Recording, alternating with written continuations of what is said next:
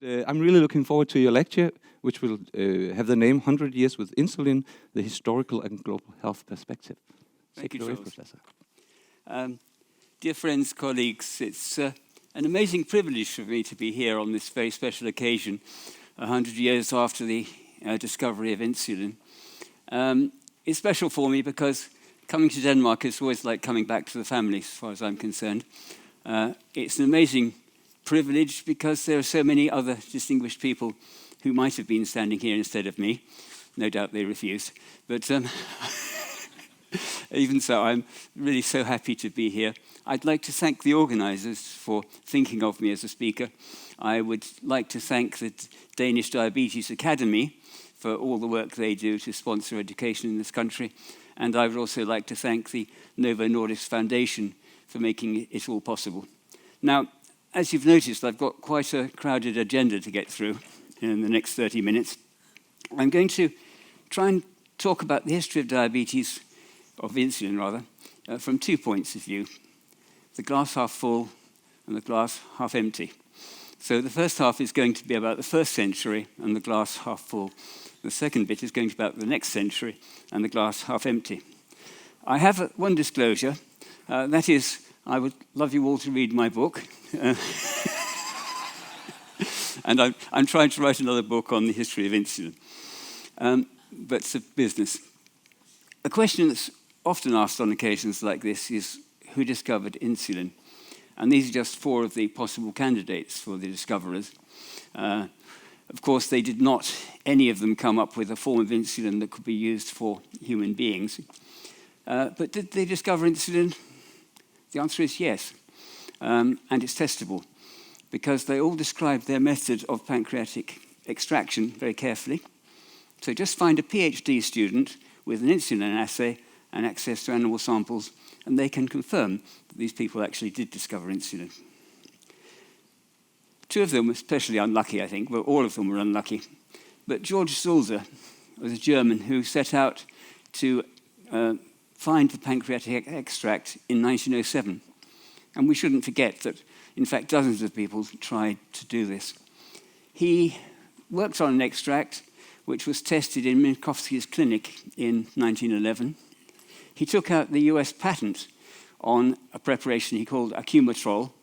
And in fact, this preparation, this patent looked so convincing that it caused problems for Banting in 1923 when he tried to apply for the patent again. The patent people said, well, it's been done already. He was unlucky. There were many adverse problems with the insulin he gave. But then later in his career, he joined up with Camille Reuter of the Swiss company Hoffmann La Roche, and they worked with the refined extract and a working glucose assay on dogs with diabetes, as dogs without diabetes. And that was their problem, because they found that when they injected their extract in these dogs, within an hour they went hypoglycemic, went into convulsions, and some of them died. I mean, he's undoubtedly discovered insulin, but the board at Hoffmann La Roche thought the extract was too quick-acting to be of clinical value, and they advised them to concentrate on an oral extract. Saddest of all was Israel Kleiner, who worked at the Rockefeller Institute and published a paper which was very convincing in 1919. It never got followed up because he had to leave. He took up a teaching position. He lived till 1966, so he had plenty of opportunity to look back on what he'd missed. And his boss was taken ill with diabetes. And I think the lesson to that for all supervisors is, for heaven's sake, find out what's going on in your laboratory. Now, coming back to the famous 4. Most talks focus on these, and I'm just going to tread across this very familiar territory rather briefly. I think many of you will know that Banting and Macleod, particularly Banting, were at daggers drawn with each other. In fact, Banting's hatred of Macleod almost reached clinical dimensions, as I'll show in a moment. But if we go back, start with Banting. Today, I think he'd be said to have dyslexia, and he was a farmer's boy who went barefoot in the summer. And by his own admission, he was possibly the worst medical student to have graduated from the University of Toronto. He graduated on an accelerated program for doctors in wartime, and in 1918, 2 weeks before the end of the war, he was at a dressing station just behind the front, and a piece of shrapnel came through, I guess, the tent, and landed between the bones of his right forearm. And he insisted on carrying on operating, triaging, dressing, until he was dragged protesting to the rear. And for that, he got the British award, which was a military cross for bravery, very deservedly so. Now, on the night of the 31st of October, 1920, at 10 p.m., he had his great idea. His great idea came to him because he was doing very badly in private practice, and he was making a bit of money by lecturing to medical students. And rather like me at the same stage in my career, he was reading up what he was going to teach the students the week before he actually taught it. And on this occasion, he was reading up about diabetes. And he read a paper by Moses Barron, which talked about the consequences of obstructing or ligating the pancreatic duct, which was that the exocrine pancreas would wither away, but with luck, the endocrine pancreas, or they didn't call it that, would still keep going.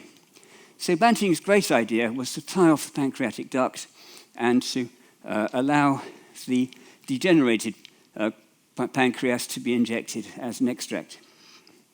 He took this idea to Macleod exactly 8 days later, which says something about Macleod, because not many great men open their doors like that to anyone with a bright idea.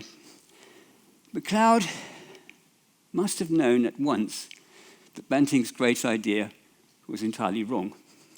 Why? Because from 1875 it was known that pancreatic juice won't digest anything if you cannulate the pancreatic duct directly.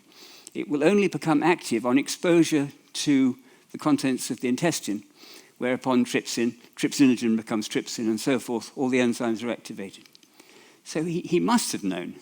He could not have known that Banting's great idea was based on ignorance of basic physiology. In fact, so we're talking about the human brain. I mean, this is one example. Mind you, most discoveries are made by someone getting a wrong idea. Anyway, on this particular occasion, he must have known perfectly well that you did not need to have degenerated pancreas. Either that or there's a huge lapse in his brain. I don't know which. Anyway, he was considerably embarrassed by the fact that people who knew made fun of him for failing to spot the flaw in Banting's thinking. So it was called one of the best established facts of physiology that he'd missed. And Henry Dale from the UK said that insulin could only have been discovered by someone in whose lab the director was slightly stupid. Macleod was not stupid. So why did he go ahead with this idea? Why didn't he shoot it down? Well, this is something you won't find in the history books. Banting's youngest brother, Clement Macleod, was a doctor, and he was a doctor who served behind the front and who also won the Military Cross in 1917. And after the war, he developed TB, and he in fact died a week after Banting met Macleod. And so I think Macleod didn't seriously think that Banting had a hope in hell, but he supported him out of sentiment. That's my hypothesis. Anyway, history relates that Banting became absolutely paranoid. He felt that Macleod had stolen his idea, stolen his work, stolen his glory. And when he appeared on Time, the cover of Time in 1923, and when the Nobel Prize was awarded jointly to them, he initially declined to accept it. He said he wouldn't share the platform with Macleod. It was such a travesty.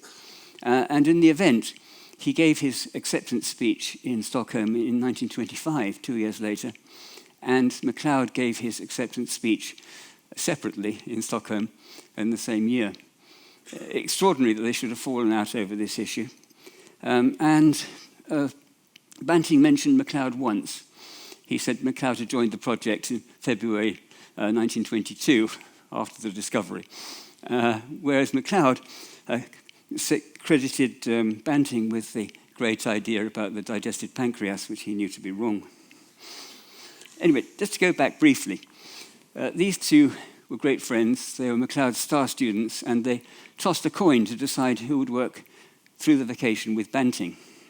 And according to one very nice anecdote, Banting and Best did not get on to start with. And Banting asked Best if he was sorry he'd won the toss. And Best said, "Who said I won?" Anyway, the great day dawned. It was on the 7th of August, 1921. Working right through the night, as you can see if you look at the figure. They had a dog with diabetes following pancreatectomy, and they had an extract from a from a dog with a duct's ligated dog, and the results are stunning. Most of their experiments didn't look like this. There were many failures, but this particular one made it clear to both of them that they really had found something important.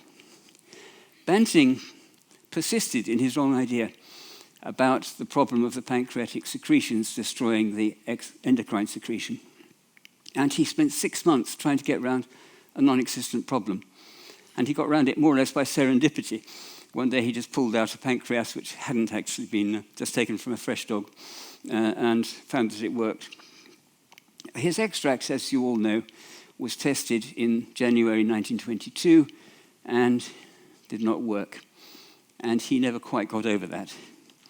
Meanwhile, Bert Kollep had joined the team as a visiting professor on the 12th of December of the previous year. And he was working on testing rabbits. He was working on coming up with an extract that would work in humans. And on the night of the 16th of January, all alone in the old pathology building, he increased the amount of alcohol he added to the preparation to 95%, and insulin fell out of solution. So, as Bliss put it, this was the first man who actually saw insulin. And it was given, as we know, to Leonard Thompson. This isn't Leonard Thompson. This is a 3-year-old who received extract later in the year. But the most stunning medical miracle, really, that one could ever imagine. The only pity is that we can't see the face of the mother afterwards. Kollep's method actually proved unreliable. And you can imagine his distress when, I think around May, a 5-year-old girl developed diabetes, went into ketoacidosis, responded to his extract, and then the extract failed, and the girl died. His method was unreliable, and Toronto never really got round the problem of producing insulin on a large enough scale. And it wasn't enough. Now, what Macleod did next has often fooled a lot of people because it seems so irrelevant, but it wasn't. Macleod thought, calf pancreas is not going to work, how about fish? As some of you will know, fish bony fish come down a different evolutionary pathway, and they concentrate their islets within separate bodies called Brockman bodies, which can be seen and harvested by hand. So he sent 2 of his students on the project, and they eventually went out to sea on a trawler and hand-picked islets from cod. And it worked. In fact, the preparation was secretly given to 7 patients on the wards in Toronto. It worked perfectly well, and it was cost-effective. But, of course, Macleod had been overtaken by this stage. The people who don't hear much about are George Clowes and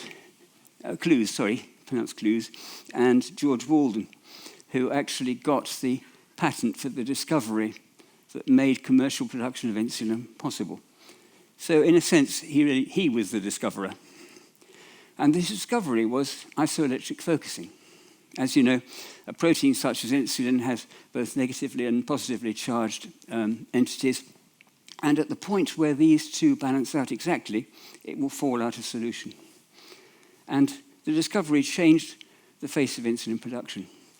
because isoelectric focusing increased the yield from 1 kilo of beef pancreas from 15 to 40 units in Toronto to 900 units, making it a commercial possibility. And now we come to the theme of the next speaker, which I'm certainly not going to talk about at any length, but August Crowe, as you all know, got the Nobel Prize about the same time that his wife developed diabetes. And he could have chosen, and she could have chosen, any physician in Denmark, but they chose instead a very obscure general practitioner in the village of Brande. Now, I had to look up Brande on the map, and I learned that the population is currently 9,900 and something. So it's hardly a flourishing centre of civilization. And the local GP had married the local dentist, and he had teamed up with the local pharmacist called Norman Jensen to come up with a micro-assay for blood glucose, all by himself. And this is the man that Crowe picks upon, Hans Christian Hagedorn. And then, of course, after a delay, Crowe went to the States to do the obligatory lecture round, and Marie went with him. And on the way, they learned about the discovery of insulin. When they got back to Denmark, on December the 8th, I think it was, that year, Hagedorn was waiting at the quayside, and they had sent a rabbit into convulsions by Christmas. Amazing. Anyway, Hagedorn, according to Torsten Deckert's wonderful book, was working with Norman Jensen in about 1934 or 35, I'm not sure which, when he said, "Do you know of any negatively charged proteins?" And Jensen said, "Well, protamine." And protamine is an arginine-rich protein, which is, of course, has a high pH. And therefore, Hagedorn's question had a meaning, because he thought that if you could complex insulin with negatively charged protein, you would approach neutral pH, and the protein would precipitate out, and you would get insulin crystals under the skin. And glargine insulin is based basically on the same principle. It retains 2 arginine residues from C-peptide, and it has an isoelectric point of around 6.7. But anyway, that's a digression, because I want to take you back to the clinical realities. Imagine Jocelyn. He was so nervous when he got his first bottle of insulin that he actually couldn't give the injection himself. So a lady called Miss Mudge. He was so he couldn't sleep the night before, and he saw the miracle. But the miracle made people live who'd previously died. What was going to happen to them? No one knew. Would there be some long-term consequences? Would the insulin fail to work? They were, as he called it, a new race that had appeared upon the surface of the world. And he commemorated it with this medal, which showed a patient of his called George B., an 8-year-old, and his dog. And they're silhouetted against the rising sun, adrift on the sea. They were explorers of unknown seas. But Jocelyn's initial worries turned to euphoria. In 1927, he said that patients might now be expected to outlive their doctors. And the data from his own clinic were taken by a statistician called Lewis Dublin in 1951. And he created the table you see in front of you. Now, the table shows life expectancy at the age of 10, 30, and 50 years. And you'll see a dramatic increase in life expectancy in the 10-year-olds. But of course, this was extrapolation. There were things they didn't know. And the reality was that retrospective analysis of Jocelyn's clinic would show that only 52% of girls and whatever it is of boys diagnosed at the age of 10 would see their 50th birthday. They were losing 25 years of life. And here in Denmark, Torsten Deckert did his own analysis of people diagnosed under the age of 31 before 1933. More than half of them had died by the age of 50. There was a Holocaust of people with insulin-dependent diabetes at that time. And the Holocaust extended to something that I've never seen mentioned in any history of diabetes: World War II. In World War II, the supply of insulin to the war-torn countries, Poland, European Russia, Central and Eastern Europe, was cut off. My estimate is that at least 250,000 people died because their insulin supply was cut off. The Scandinavian countries were relatively preserved because they had access to Danish insulin. But all the Scandinavian countries set up registries of childhood insulin-dependent diabetes to ensure that those children continued to get their supply through the war. Now in Germany itself had problems. Hoechst produced 60% of Germany's insulin requirement before the war. And in 1943, the Germans made insulin-dependent diabetes a condition that had to be registered. If you weren't registered, you couldn't get insulin. And this is what the registration card looked like from the German Diabetes Museum. And one thing of interest is that if you take a closer look, you will find that they were using Danish insulin, or this particular patient was using Danish insulin. So Copenhagen, which of course wasn't bombed, was able to maintain a trickle of insulin to Germany as well as other countries and to keep people alive. Now, how many people were using insulin? Well, in 1947, WHO had just been set up, and they organized a committee to answer this question. They did a survey of 55 countries, which, as you see, excluded Asia, Africa, and the communist countries, and they estimated insulin production at 10.5 billion units per year. Now, by my back-of-the-envelope calculations, a million units will keep 700 people alive, and on this basis, 10.5 billion units could supply 7.35 million people, assuming they were taking 40 units daily. So, given that this sample of 55 countries included all the leading insulin manufacturers, I suspect there might have been around 10 million people worldwide on insulin in 1947. Now, this is the end bit of my clinical section, and I want to finish with a picture.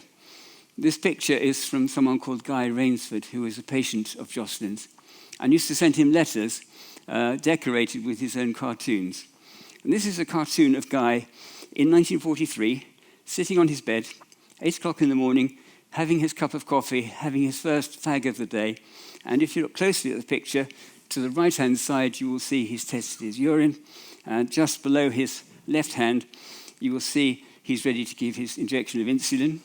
You'll also see that he's got a hot water bottle on his right thigh to improve absorption. Christian Binder would have improved of that.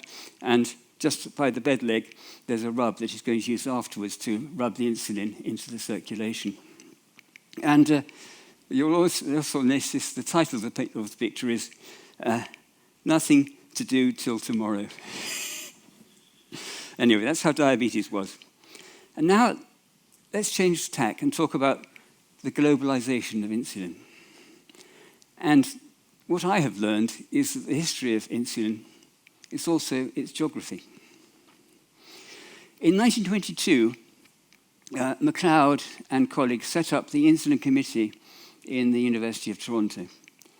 And it was set up prompted by the fear that some commercial entity would patent insulin and be able to sell it commercially worldwide. And their aim was to make insulin a gift to humanity. And they did this by talking to all the companies involved, by granting the license to make insulin, but with conditions. Those conditions included the fact that every company was expected to feed back what it learned, put it into the common pool. So there was what was called a patent pool. And by the end of 1923, the initial globalization worked so well that 23 countries were using insulin. But it's all very well if you're licensing insulin around the world. How do you standardize it? Well, this is where the League of Nations stepped in. And the League of Nations unit of insulin, as it once was defined as the amount of insulin sufficient to induce hypoglycemia in a 2-kilogram rabbit starved for 24 hours. And this was Edinburgh in 1923. Crowe was fascinated by this and very concerned, and he helped to develop the mouse convulsion assay, which, according to a paper he wrote in 1928, involved the use of 160 mice for every assay of insulin. And when I started in diabetes, this was how the insulin I dispensed was actually still judged. Physical methods look over later. Purity, of course, was the other problem, apart from standardization. John Abel, as we all know, crystallized insulin in 1926. And in the same year, the first enzymes were crystallized. So it's the year of discovery in that respect. It was assumed that crystallization equaled purity. And they were wrong. If you look at the bottom of this slide, you'll see that 1 milligram of insulin was estimated at 8.5 units in 1929. Sorry, I haven't got my glasses on. 22 units in 1935 and 24 units later. So imagine the amount of impurity that was being injected every time these patients took insulin. Now, how many of you have heard of Eric Yorpes? Maybe there's a hand up, but I can't see it. This man is totally forgotten in the history of insulin, and he deserves not to be. Eric Yorpes was of Swedish descent, born in Finland, and he was actually nominated for the Nobel Prize for his work on the structure of heparin. So he was a well-known laboratory chemist. And sometime towards the end of the war, a patient came to see him, a woman with insulin allergy. Now, insulin allergy, for you young people, you haven't seen it at all, but even I haven't seen full-blown allergy. In those days, many patients on insulin got reactions the size of bee stings, painful, large lumps, half the size of an orange, disabling, making every injection a matter of dread. And one woman who was plagued by this problem came to Yorpes, who was doing research on insulin, and had some 3 times recrystallized insulin sitting on his desk in front of him. And he thought, well, I'll give her this. So he made it up, and they injected the insulin, and her allergy went away. Key moment in the history of insulin, because it shows that insulin allergy was not an allergy to insulin. It was an allergy to the other things that were being injected at the same time. Yorpes never got the credit for this, although it was published in a leading American journal. I've looked up through a friend, I've looked up his biography in Sweden. He's in the National Dictionary of Biography, but it doesn't mention this, nor does his Wikipedia entry. So, an unsung hero. And his work, indirectly, 25 years later, led to the work of Jürgen Strickskrull, who was working for Novo and produced the first monocomponent, highly purified insulin, which really ended forever the problem of insulin allergy, except in very rare cases. Before the 1970s, before Strickskrull got going, insulin was being made all around the world in insulin factories. I've actually seen one traditional factory. Traditional factories where entrails were ground up and turned into insulin. And essentially, everyone was making the same product with different degrees of purity, maybe. But then, as we all know, from the 1970s, the highly purified pork insulins appeared, and reps came round to see us. I was a junior doctor. And I said, he said, what about the insulin you're using? I said, well, it's insulin, isn't it? It's like petrol. Why are you trying to sell me a better form of insulin? But for the first time, one company, and then several companies, had an insulin which was actually superior to others. It upset the whole market, of course. We got our biosynthetic human insulins not long afterwards, first generation and then the second generation analogues. The other big event in the history of insulin, which gets overlooked, is what I call the deluge, because for 80 years or so, every diabetologist knew that insulin was for insulin-dependent diabetes and that non-insulin-dependent diabetes could be treated by means other than insulin. But from about the 1990s, 2000, the fashion came in of switching people with non-insulin-dependent diabetes, quotes, onto insulin. And it meant a huge bonanza, of course, for the insulin manufacturers. There are an estimated 50 million people with type 2 diabetes in the world today treated with insulin, which would not otherwise have been. And there are the figures for the UK, which showed a threefold rise in the number of people said to be on insulin, but a sixfold rise in the number of people said to be on non-insulin dependent diabetes, non-insulin dependence. Curiously, despite this, the percentage of people using insulin around the world varies very widely.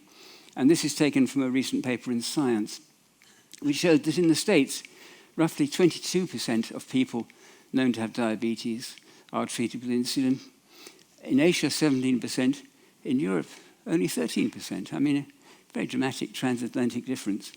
And of course, other countries such as Africa, I think we know the reasons why so few people are being treated.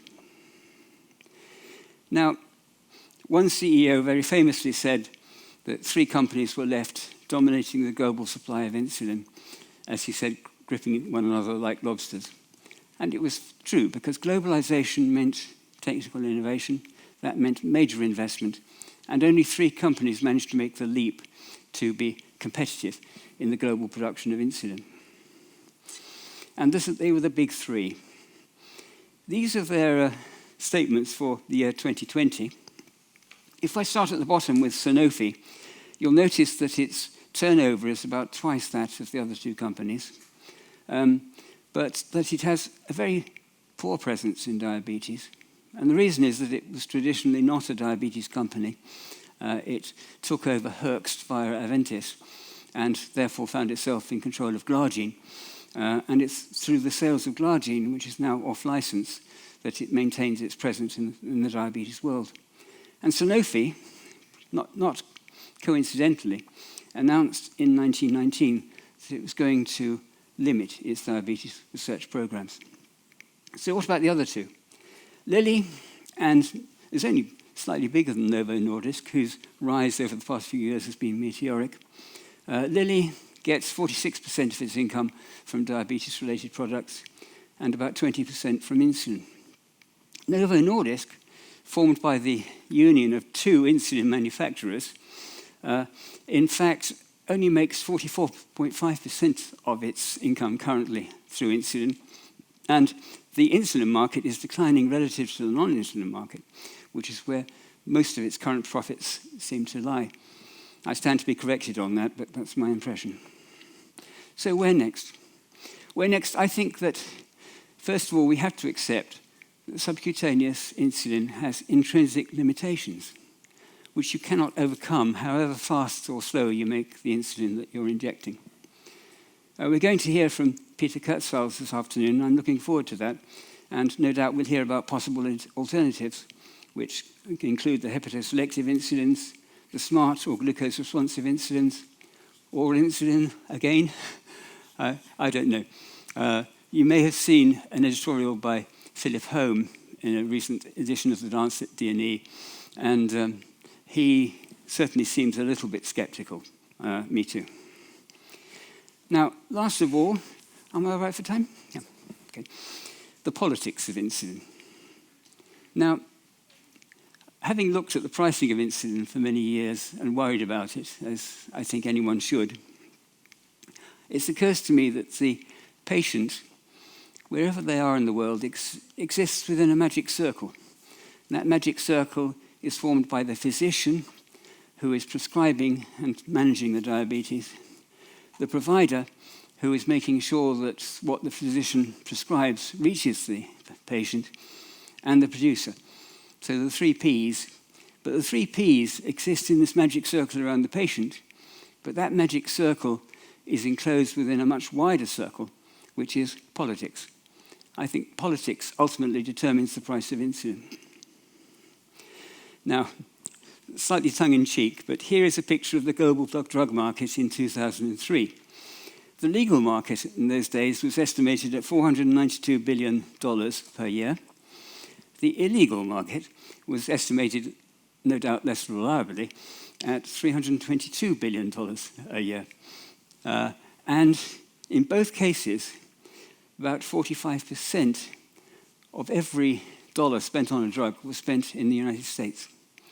So the United States, with 4% of the world's population, has a very disproportionate influence upon the sales of any drug anywhere. Now, for example, if you were lucky enough to be a drug baron selling crack cocaine, would you choose to sell it in Rwanda or in Brooklyn? You'd sell it in Brooklyn, wouldn't you? And of course, that same logic has driven the entire market. The US is the only OECD economy not to implement price controls on pharmaceuticals. And that is why the whole market is slanted to quite extraordinary extent. I'm going to talk a bit about the States, not because I'm anti-American, but because I'm American, because I'm pro-American, but because of the extraordinary development. If you look at this graph, which dates back to about 1970, you'll see that at that time, 18 million Americans were involved in manufacturing, falling to 12 million now. You'll see that manufacturing was overtaken by retail, and now that retail has been recently overtaken by healthcare. No wonder President Obama was worried about it. It's soaking up so much of the American economy at present. And among other things, and people say insulin is an exception, but it's not. It's happening right across the board with drug prices. The ADA commissioned a report in 2018, and the report noted that the insulin price had trebled over about 10 years. The prices were rising 15 to 17% per year. Human insulin, they claimed, was now between $25 and $100 per vial. The analogues, much more than that. That a widespread practice in the States was for people to skimp on their insulin dose for cost reasons. And the analysis concluded with the fact that the US pricing system was incomprehensible. Almost, but not quite. On the other hand, there was, of course, a big patient protest movement, and the poster boy for the patient protest movement was Hunter Seago, a US college star who was said to be spending $23,000 a year simply on managing his diabetes. The American public has in its head, surveys have shown that 80% of them blame the high price of insulin on the manufacturers. Now, it's not normally my position to defend the manufacturers, but on this occasion, that's exactly what I'm going to do. So, personally speaking, that's a historic moment. In February 2019, a US judge granted litigation against the big three under the Racketeers, Influence and Corrupt Organizations Act, which was used to attack the cigarette manufacturers. And it gave examples of the high price of insulin that was being charged to the patients who were receiving it at the pharmacy counter. And you can read that for yourself. And it ended up by pointing out that some patients pay almost $900 per month just to keep insulin drugs going. Extraordinary. What an amazing situation to have got into. The other people who got very hot under the collar about the price of insulin, and who also tended to blame the companies, were the US Congress. And the US, you can actually watch the video of this proceeding, and it's quite remarkable and worth doing, because the US Congress clearly had no insight into how healthcare was financed in the United States. Unbelievable, but certainly true. So we've got this lady, the Republican senator, congressperson, saying, pointing at the representatives of the big three and saying, "I don't know how you people sleep at night. hysteria. But in fact, as Doug Langer, the North American VP for Novo Nordisk, responded, and he's the one voice of sanity amongst this whole circus, he pointed out that the manufacturers are locked into a pricing system beyond their control. He said that 68% on every dollar charged at the pharmacy was made on the difference between the manufacturers and the pharmacy itself. And he pointed out that if he personally reduced the price of his insulin, he'd be struck off the formulary. He said the problem is that the system is broken. And I think most other people would agree with him. And what Doug Langer went on to point out was that human insulin made by Novo Nordisk could be bought at Walmart for $25 per vial, equivalent to about $1 a day. Now, anyone can afford $1 a day, or any American can. But it was used by, as he estimated, 770,000 Americans. What he didn't ask is why do 7 million other Americans use analog insulins, which cost 10 times or more per vial each? Why do they? Well, partly because that is what the insurers insist upon. So how much does insulin cost to produce?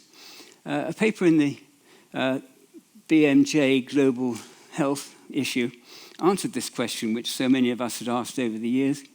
And it estimated on the bulk purchase market that the costs per 1,000, estimated costs per 1,000 unit vial of insulin were somewhere around $4, including 30% profit per vial for NPH and slightly more for glargine. So that insulin is in fact perfectly affordable, even in poor countries. So why isn't it? So my summary, and this is the glass half empty bit, is that after 100 years of insulin therapy, up to a quarter of Americans cut back on their insulin dosage for reasons of cost. If US suppliers reduced their charges for insulin, their benchmark price, their product would be removed from the formulary.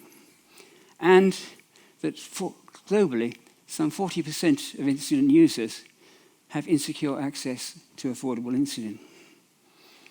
In this respect, hardly a triumph. Now, I don't have to tell you this is a very unequal planet. Credit Suisse is not suspected of being a socialist organization, but it has recently said that 1% of people own 3.6% of the disposable wealth on the planet, whereas 53% of people own 1.4% of the wealth. There has always been the myth of trickle-down, that by the advances made in the rich countries would eventually come down and the poor countries would one day be rich and able to benefit. I think COVID blew that illusion out of the water. If you remember, about 6 months ago, 10 countries had fought each other to buy 75% of the world's supply of vaccinations, at a time when 130 other countries had no vaccinations at all. So it's a complete myth that we live in one world, that the rich world will support the poor. When push comes to shove, it's not going to do so. And there's also the worry that the management of diabetes by the rich will get further and further away from management of diabetes by the poor. I like to compare it to the Indian railway system. If you look in the lower part of this graph, you'll see the bottom left is the first class air-conditioned carriages, and then to the right are the executive air-conditioned carriages. And of course, half the people are hanging to the outside of the train. I think that is the image we need to have in our heads when we think of insulin supplies to the world today. Many years ago, I was quoted on the front of the LANCET as saying the commonest cause of death in a child with diabetes today is lack of access to insulin. And there have been many generous charitable initiatives, notably by Novo Nordisk, I would say, but these, of course, are not going to be the answer. You've got to have a self-sustaining solution. You can't just rely on charity. And this is why because as I conclude my talk, I want to ask a question that I've asked myself. Where is the global rough guide to diabetes? I learned this when I was working with health systems people on the LANCET Diabetes and Endocrinology Commission on Diabetes in sub-Saharan Africa. I was amazed to talk to these people because they thought diabetes was simple. They're used to dealing with TB, HIV, malaria. For each of these conditions, there's a curable, and for each of these, there's a treatment. So the job of the health systems people they saw was to make sure that the system delivered the treatment effectively to the patient. But I said, what's the treatment for diabetes, please? They said, well, you're the bloody specialist, you ought to know. In fact, there is no one single ideal treatment for diabetes. The ideal treatment for diabetes is patient-centered. It works on where the patient is, how much they can afford, whether they've got universal health care or not. It works upon the practical possibilities of their situation. So what I would like to see is not a top-down approach to the third world, developing world, but a bottom-up approach that actually lets people know that you really could manage diabetes effectively and very, very cheaply. We could debate this afterwards, but my estimate is that you could manage type 1 diabetes with reasonable success on $2 a week. You may disagree, but let's discuss it. And so, to conclude, I put this picture on the front cover of Deluge here many years ago, and it still affects me. It's a picture drawn by a 10 to 11-year-old girl in Birmingham, in the UK, about what it is like to have diabetes. And I was always hypnotized by the face. I thought, I've seen this face somewhere before. Where have I seen it? And finally, I realized that I had seen it before. And there it is. There's the face. So, I'm sorry if this is a gloomy start to the celebration of a century of insulin, but we should celebrate rightly the extraordinary things that have been done. The fact that within my lifetime, the future of people with insulin has been transformed. Not by any single dramatic change, but by slow drift, the cumulative effort of thousands of people working and pushing in the same direction, which is just awesome. But when we look to the future, let's look for great things from the manufacturers, from everyone involved. But please, don't ever forget, they're still screaming.